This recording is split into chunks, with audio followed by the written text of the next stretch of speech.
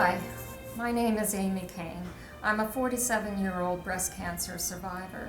I was diagnosed in May of 2013. At the time, my children were 12, 10, and 5 years old. I was paralyzed. I was thrust into a crisis.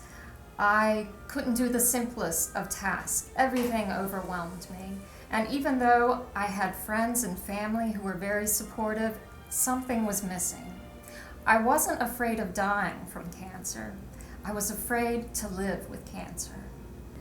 My surgeon had given a booklet to me that had information about the Hawthorne Center.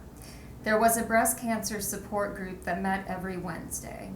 It was a few days before my surgery and I was barely functional.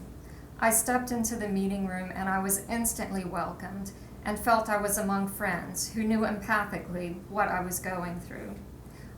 I went to the Hawthorne during the days, worked on puzzles, talked with volunteers and other patients.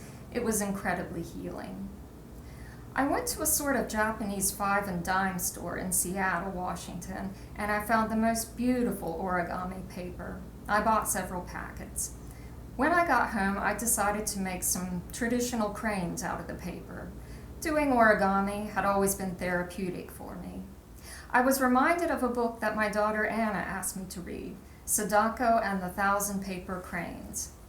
Sudako survived the initial bomb in Hiroshima, but was sickened with leukemia by the radiation.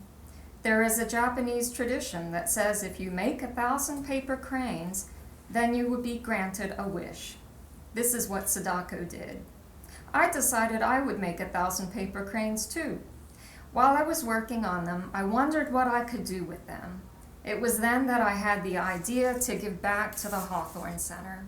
I decided to make the cranes as a fundraiser for the center.